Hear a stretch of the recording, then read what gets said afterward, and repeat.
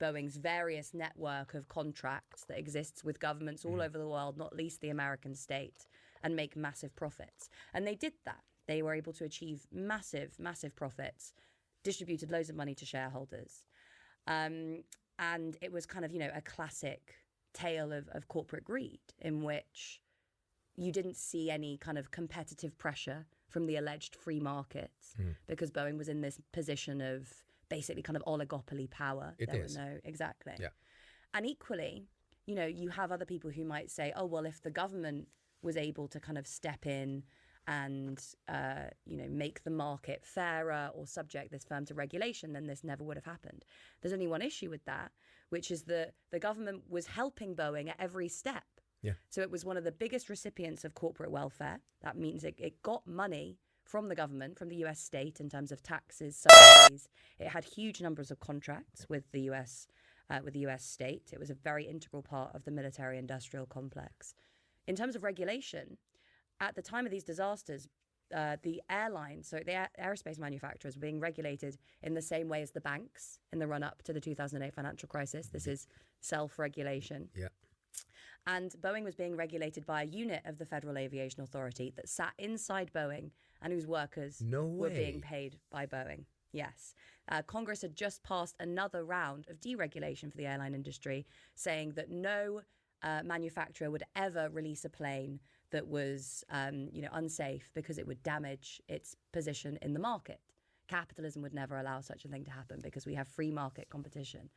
And then even after all of this had come to light and Boeing was charged because of all of these failings, it still got a massive backdoor bailout during the COVID-19 pandemic. So there you have this kind of cabal of senior executives, wealthy shareholders, politicians, individuals within a powerful state who are brought together in something like the military-industrial complex and who are entirely insulated from free market competition and also actually quite well insulated from democracy as well. So they exist in their own little bubble at the very top, able to make these massive decisions that have huge effects for everyone else. And yet we're told that we live in this free market system. Boeing's workers were subject to this ruthless market. Yes. But the executives at the top not weren't. the top. So, of course, Boeing has a very privileged, important position, let's say, for the U.S. economy because the competitor is Airbus, which is not American, which basically means that if Boeing fails, the U.S. economy fails, or the U.S. position in aerospace fails, and or commercial aerospace fails. And accordingly, the American government would never let them fail, if you want, right? It's very, very similar to the analogy of 2008 and the big banks, right? Too big to fail, if you want. Now, of course, the interesting side of this is that basically it means that we are asking the regulators, we want the government, if you want to say capitalism is freedom, because everyone can do what they can to succeed without government regulation. The Reagan economics, if you want, what Thatcher allowed to do, tried to do here in the UK or pretended to do here in the UK, is basically saying, hold on, no regulation from the government, it's freedom for the market economy. And at the same time, now when we ask the government to regulate, by definition, there is really none of that because the benefits there is a conflict of interest around the benefits. So that's a very, very, there is really no freedom, if you want. When you think about how we end up in places like this, so we constantly hear the words around, those big influencers somewhere who own all the money, or own all the wealth, who are making all the decisions, in a way that basically affects every single one of us. How does that actually play in reality? I mean, is there really a backdoor meeting with where people worth less than $100 million are not allowed in that meeting, and the others come together and say, okay, from now on we're going to start another pandemic, and that's going to, right? Is that how it happens? No, generally not. Although there are moments of generally crisis when you do see powerful people come together, often in a room, and make really big decisions about what happens next. So the example I always think about is the financial crisis, when the central banks got together with the heads of the major banks and basically made a plan for the world economy. And there was a study that was done after that showed that those banking institutions that had the closest links with the American state ended up doing better from the bailouts than those that didn't. So, occasionally, and I think this is where the kind of conspiracy theory stuff comes from, you do see powerful people coming together and actively making those decisions in a collective way. But the vast majority of the time, the cooperation is not that explicit and it's not that open. It is the subject of a kind of networked organization that allows people with similar interests to come together to lobby and to influence politicians and political power. Now, there's nothing inherently wrong with that. This is how democracy works. You have different groups of individuals who organize within civil society to make their interests known and try to apply pressure on politicians or whoever else they're trying to pressure. The issue is that we live in a world in which only one set of people have the ability to do that. And the vast majority of people are actively denied the capacity to organize in order to demand things of politicians, and are basically repressed and crushed and beaten down when they try to demand things. Explain. So, we talked about neoliberalism, right? About Thatcher and Reagan, and they're coming to power saying, we want to deliver free markets, right? What's very interesting is that the first things that neoliberal leaders do when they come to power is basically go to war with any organizations that manifest collective power, particularly the unions. So in the UK, the first thing that Margaret Thatcher does when she comes to power is go to war with the country's unions. And she wins. She crushes the miners who are trying to fight for their jobs. Hold on one second. So let's define neoliberalism for everyone. Oh, sorry. So Yeah. neoliberalism, in my understanding, is government will not regulate. This is free market economics. Exactly. Everything happens with the freedom and justice of free market. Yes. Government is a burden. Let's leave everything to nature, if you want, the nature of economic free markets. Exactly. Right? That's So of course Reagan in the US, Thatcher here were basically the leaders of that idea. Let's go back to the unions bit, which I think is fascinating when you really think about it. No, that was immensely well explained, because that's exactly how they presented their ideology. Exactly. That's how they sold the ideology. Yeah. Exactly. And it was really powerful, I think, because people bought into that idea of freedom and individual freedom. Yes, exactly. Yeah. But what's interesting is the contrast between that promise of freedom, which is we will come to power and we will promote individual freedom. We will give you control over your life. Your pensions. Exactly. Yes. And then the actual actions of these governments when they come to power. And the first thing they do, as I've said, is, literally use the power of the state to beat back and divide people who are organizing to try and defend their interests. First on the list are the unions. So Reagan famously goes to war with PATCO in the US. Thatcher goes to war with the miners in the UK.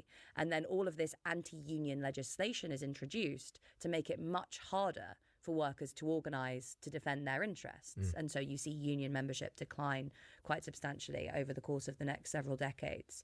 They also dissolve other forms of collective power that existed in the economy at the time. So Thatcher, for example, shut down the GLC, the Greater London Corporation. And she had been in this kind of battle with the GLC because there were lots of kind of left-wing politicians that were organising in this London Metropolitan Authority to try and do things like, Thatcher wanted to build the London Docklands, right, where we now have Canary Wharf and all of these big financial institutions. The people living there at the time said, we don't want this. They actually put together a document called the People's Plan for the London Docklands with the support of the GLC. And they said, our children deserve to be more than lavatory attendants for passing businessmen. We want a different vision for this space, which is where we live. And partly because of its involvement with community organizing like that, Thatcher shut down the GLC. So, any form of community power that it had been helping to support was then crushed as well. So you see these politicians come to power, and their first aim is to crush any resistance that comes from the vast mass of ordinary people, right? At the same time, they deliver unparalleled freedom for those at the top. So suddenly you can literally move your money anywhere in the world because you have the removal of capital controls and exchange controls. Tax, especially the taxes that have been levied on those at the very top of society, were slashed. You saw a transformation in regulation. And again, this is often cast as deregulation, which implies that the state is shrinking and stepping back. But that isn't what it was really like. It was actually a proliferation of regulation, but regulation that benefited those at the top, particularly the big banks. Banks need lots of regulation because, they need an environment of certainty. Banks always need to know that ultimately if anything's going to go wrong, then the state is there to bail them out. Exactly. Yeah. So that's why regulation is important to the banking system. And you got, in many ways, lots of new regulation, but instead of regulation to protect workers or protect the environment, it was regulation to protect the banks. So what all this shows, I think, is that neoliberalism was never really about freedom. It was about freedom for some, those at the very top. And in order to protect the freedom, i.e. the wealth and power of those at the top, they saw it as necessary to constrain the freedom of everyone else, and particularly their freedom to organize. And you see this today with demonstrators being put in prison for years for peaceful protest. This is a continuation of the same logic, which is we're putting people in jail to protect freedom. Whose freedom? The freedom of those at the top. Which is quite fascinating when you really think about it, because that becomes today really the underlying current of everything that you see online, everything that you see. I mean, in a very interesting way, since the Reagan-Thatcher years, individualism, we spoke about this briefly before we started, becomes truly the dream of every now consumer, not human. Okay, the idea is that as a human now in this fair world where dog eats dog, but dog can become very big, and I can be Jeff Bezos if I really worked hard enough. Suddenly you start to believe that you're competing with everyone else rather than cooperating with everyone else, which I have to admit in my blurry years, I used to, because I'm raised in the East and educated in the West, I used to think that this is something wrong with the West, that individual freedom is highly prioritized above societal and community benefit, okay? But now I can get it. I can get that this is an agenda that basically says, hey, if all of you guys fight, okay, and argue and be rude to each other, which now is explosive on social media, then you're never going to organize and annoy the rest of us up here in the penthouse trying to just make a little more money here. Exactly. Yeah. I literally couldn't have put it better myself. Thank you. My teacher said I was good. So where does that put the politicians then? Because interestingly, you'd look back at the Thatcher years and say, oh my God, it's the best thing that happened to the UK. She was the politician that came and saved all of us, right? And you could actually back that up with years of prosperity in the city of London, if you want, where so much money was being made for so many people and so many Bentleys started to show up on the streets. So there are signs that things are improving. Was Margaret Thatcher or Ronald Reagan actually working for the people? Were they governments of the people or governments of the elite? Thatcher and Reagan, and Thatcher in particular, actually, had this ingenious strategy. And Thatcher said, the method is economics. The object is to change the soul. She wanted to transform the way that people related to each other in exactly the way that you said. In the 60s and 70s, it was in some ways the peak of organizing. You know, you had a strong labor movement. You'd had, in the US, the peace movement, the protests against Vietnam, the anti-apartheid movement that was spreading around the world and spreading through the student movement. You had the environmental movement. You had all of these people coming together to make their power known. And it was starting to disrupt the operation of capitalism because these people were gaining political power. They were, able to really, present a threat to vested interests. And neoliberalism was what undid that.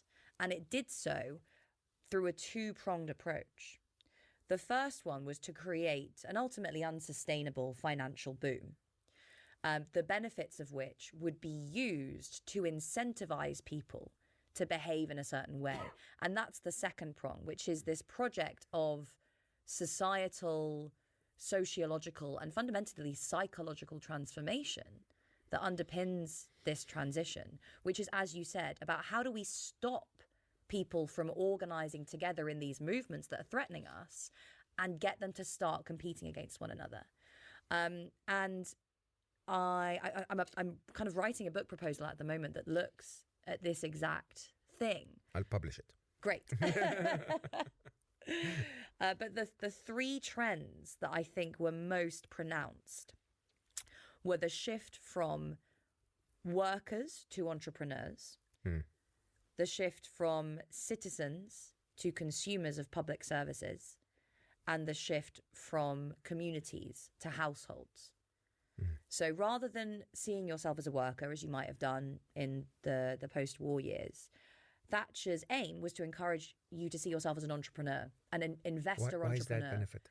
And the reason that is particularly beneficial is because workers organize. Yeah. They all have the same interests, often. If they're not paid well, they'll talk to their peer. Exactly. And say, hey, are you unable to put food on the table too? Yes. Right? Yeah, exactly. And that was a problem because these workers were coming together and they were organizing and they were saying, we're not getting paid enough, so let's go on strike. But if you're an entrepreneur and you know this better than anyone, you're competing against all the other entrepreneurs. It's your job to, use your savvy as an investor to invest in your human capital. So this comes out with education. Education is now something that you pay for and you take out a loan to invest in it because it's an investment in capital, in your human capital. Wow. You take out a loan to make sure that you're able to purchase your own home. And that, again, can provide a source of wealth that insulates you from life's risks. You, again, get your own private pension and you have to invest that in the stock market. And when the stock market does well, which means wealth is increasing at the top, you then think, oh, well, wealth is being created at the top, but I'm getting a little bit of it as well. So why would I resist? Even if your salary stayed the same, if you have assets, then you're much more likely to identify with the interests of those at the top. Because if the value of your house, the value of your pension is going up, then that means your interests are aligned with those kinds of people. So that shift is really important. And then on the flip side, it's the kind of proliferation of asset ownership is accompanied by this dramatic expansion of debt. Now, debt is the key here because the unleashing of the financial power of the banks is what brings us this boom that creates all of this prosperity, this alleged prosperity that we get from the 1980s onwards. It's largely driven by the removal of exchange controls and the removal of capital controls. So money is now free to flow all over the world, and banks can now create much more money through lending than they had been able to do in the past. A lot of that lending goes into mortgages. It means that you can now take out a massive mortgage and use that to buy a home. What happens when you have more money chasing the same amount of stuff? You have more liquidity chasing the same number of houses. House prices go up. It creates a massive financial boom. We know what happened from the 90s onwards. That boom ends up taking over the whole global economy, creating massive economic growth and prosperity for lots of different people, but ultimately that was unsustainable. And in the process, you have this beast of debt that is released. And debt is a really powerful disciplining tool for people. Because, on the one hand, you might have some assets, but on the other hand, you now have to manage your liabilities as well. So if you're relatively wealthy, then you always make sure that, you try and have more equity, say, in your home than your liabilities. You kind of manage your debt and your assets. You're a good kind of mini capitalist who makes very healthy financial decisions. But if you're not paid very well, you might find that suddenly the value of your liabilities is higher than the value of your assets. And instead of saying, oh, well, you're not being paid a high enough wage to be able to afford the things that you need to survive, people will instead say, you've been irresponsible. You've made bad financial decisions, and that's how you've got yourself into debt, even though they'd taken out the debt just to be able to pay for things they needed to survive. So it's, you internalize that. You think, I'm a failure because I'm in debt. You don't think, I need to organize with people to try and have a higher wage. And actually today, financial issues are driving a lot of people, particularly young men, to self-harm and suicide because they internalize that blame. They think it's my fault. Because they look at the lifestyle of the top guy who is, who seems to be so clever, and in a very, very interesting way for men, that means he's very masculine, right? He managed to succeed and become the best hunter in the tribe, right? And I'm not able to do this. So it's not just that I'm not able financially.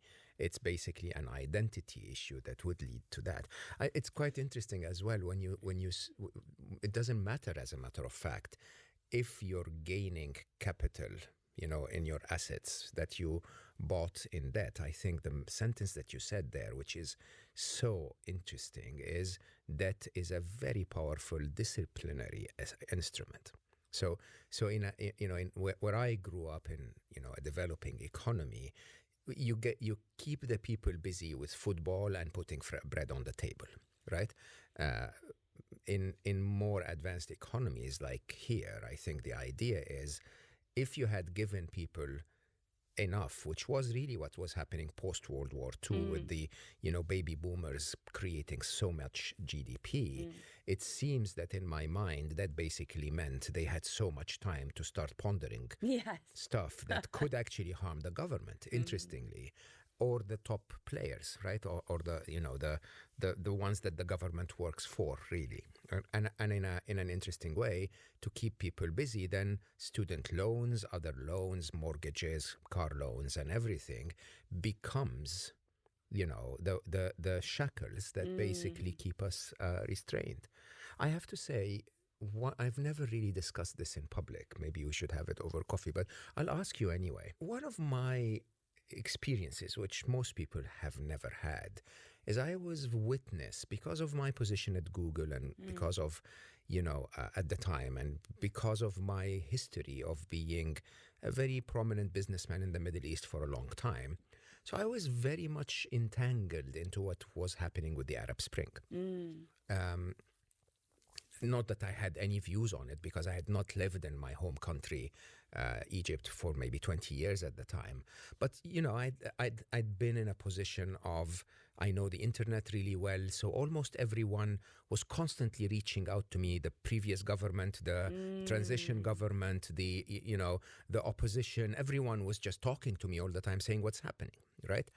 And I have to admit, in my mind, I think the Arab Spring seems to have been a glitch in the system, where somehow, because Arabs at the time were so offline, if you want, you gave them a tiny bit of online community, and suddenly they go like, this is shit, right? And they organize and they explode, okay? And I have to say, I feel that leading after the Arab Spring into 2019, 2020, you could see quite a bit of organized opposition around the world, Hong Kong, here in the UK, and so on and so forth. And I don't think that this is the reason for COVID. I'm not into that conspiracy at all, okay? And I know you wrote about, the COVID economy, if you want. But it seems to me that somehow governments found a massive opportunity to say, okay, everyone stay home, right? Let's not organize in the streets anymore, no more Arab Spring. And you could actually recognize very quickly that post-COVID, Everyone's silent. Everyone's like, yeah, what was that? Right? And let's talk about that era a little bit. No conspiracy theory here. But two things happened with COVID. One is actually society at large was disciplined. Yes. Everyone was ordered to sit home. Nobody had freedom to do anything. But at the same time, massive amounts of money were funneled into the system through printing money, basically more debt, right? And I think that completely shifted. I think this was the one big nail in the coffin of freedom, if you think about it. What do you think of that? I think, that is a very interesting and well thought through analysis, because you're right, it's not conspiratorial to say that governments in particular, but also big multinational corporations, took advantage of a crisis to strengthen their position. And you see this happening over and over and over again. You know, Naomi Klein talks about the shock doctrine and disaster capitalism, the way in which the powerful are able to take advantage of moments of crisis and uncertainty to embed and strengthen their control. One example that she uses, which I find really fascinating, is the example of the tsunami and the crisis and devastation that took place in the Maldives, and the way in which that was used to remove people who had been living on the islands in the Maldives for a very, very long time, settle them all in a very, very small area of the capital, and ultimately sell those islands off to big hotels so that they would become centers for, luxury tourism, basically. Yeah. Now, no one's saying the government caused that natural disaster, but they took advantage of it to basically kind of redistribute power and wealth within that economy. And I think that you can say the same about the pandemic, and that takes place both within individual societies and at the level of the world economy. Now, you mentioned there, having been born in the Middle East and been a businessman in the Middle East for a while, and that idea of debt as a disciplining tool resonates with you. Now, you can see that at the level of kind of individual consumers, but you can also see that at the level of whole states. Nations at large, exactly. Of course. So the name for my book, Vulture Capitalism, comes from this vulture fund, basically, which was just after the 2008 financial crisis. Zambia, which is a relatively small African nation, big copper producer, had nothing to do with the financial crisis, but because of the collapse in world GDP after 2008, copper prices fell, its export revenues kind of dried up, and its debts started to look unsustainable. So there was an Irish fund that bought Zambia's debt, knowing that Zambia was going to default on that debt, so that it could sue the government of Zambia for failing to pay its debts and take vast amounts of money out of the pockets of ordinary Zambians and suck it back into the rich world. Now, this is the kind of what you might call kind of lawfare. It's like warfare using international legal systems that you see all the time in the world economy.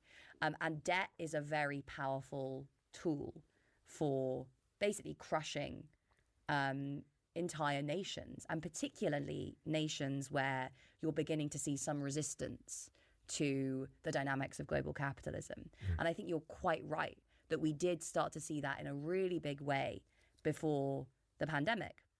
I think part of the reason for that was that we were moving from a unipolar world into a multipolar world.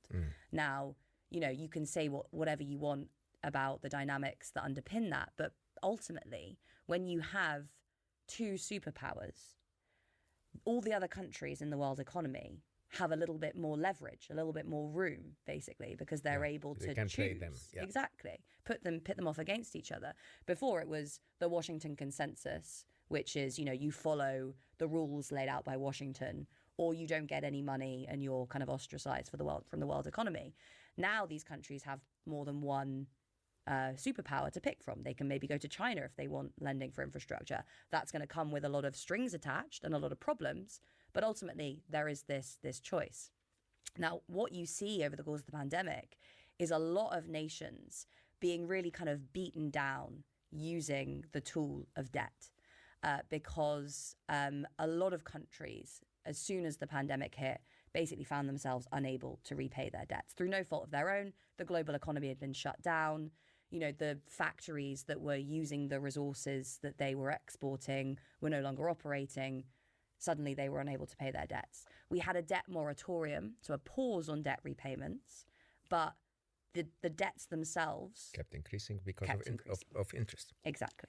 Yeah. And that has continued to this day, except for the fact that it's getting worse because of climate breakdown. So you see, you know, natural disasters, cyclones, hurricanes. We've just seen in the Caribbean recently that caused massive devastation.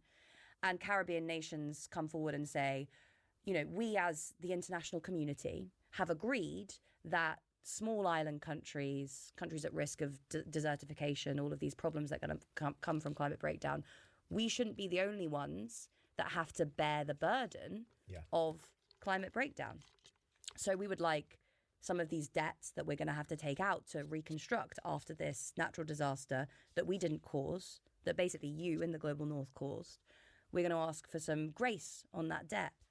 And what they get is so tiny, it's barely enough to allow them to recover, let alone put in place the conditions for sustainable long-term economic growth. It's, again, I will probably repeat your sentence for a very long time. It's a disciplinary instrument, right? So the idea of the fact that someone can go to Zambia and take out, literally, imagine walking into a country and taking $10 out of every citizen. Yes. When their income is $2 a month, right?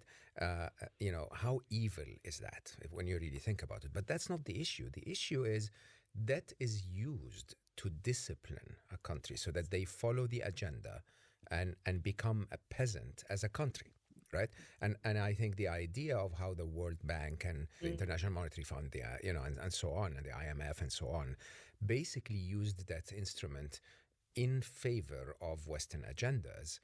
You know, it's not a secret now. I think in the last year, a lot more truth coming out about how many decisions globally that would benefit the entire world would be vetoed because of Western interest sometimes, or because of a certain nation's interest.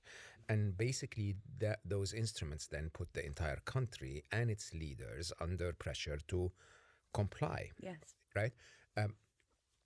The thing that kills me, though, and you repeated it several times, is that Thatcher would then promise freedom.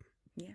That Reagan would promise prosperity, that, you know, the IMF would promise reform, that it's almost consistent that what the promise is the opposite of the objective, that you're walking in to sort of break down unions and the very, very final bit of freedom that the worker has, and you're promising the worker freedom.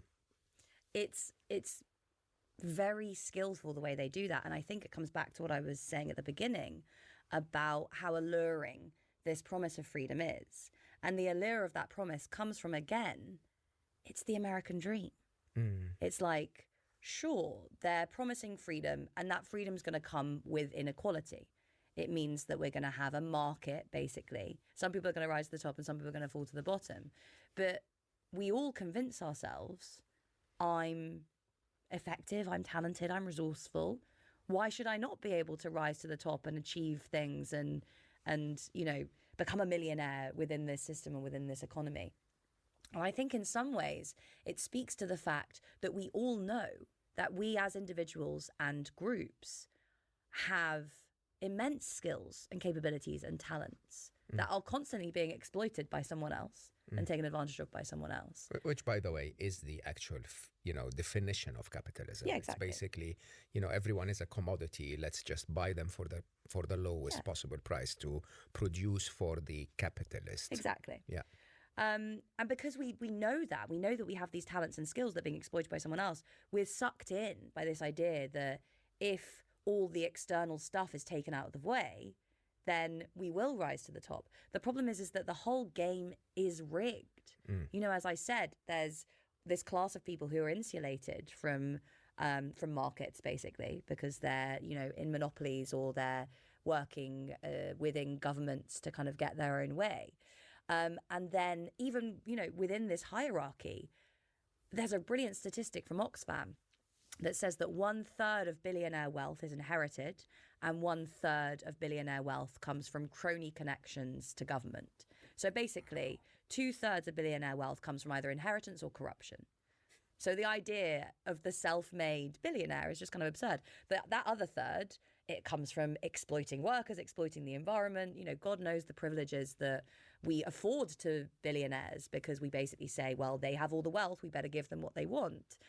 And, it really brings home this point that the freedom that you're promised is really the freedom to kind of be exploited.